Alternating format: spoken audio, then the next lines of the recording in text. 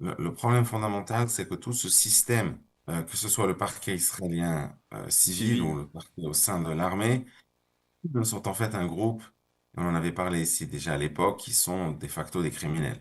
Donc il faut quand même dire les choses franchement. C'est pas Euh, un terme non, un peu non, non, non, non, sévère? non, c'est pas du tout une exagération. On a maintenant, d'ailleurs, il y a même plus maintenant de questions. La directrice, La Tomer procureure générale. Yerushalmi a détruit des preuves de manière intentionnelle. Elle va aller en prison. C'est plus maintenant une question. La question, c'est Non, quelle est la on ne sait pas si gravité elle a, précise. on sait pas si elle a détruit des preuves. Ce qui est clair, c'est qu'elle a menti à la Cour suprême, elle a menti à. Elle a menti à la Cour suprême.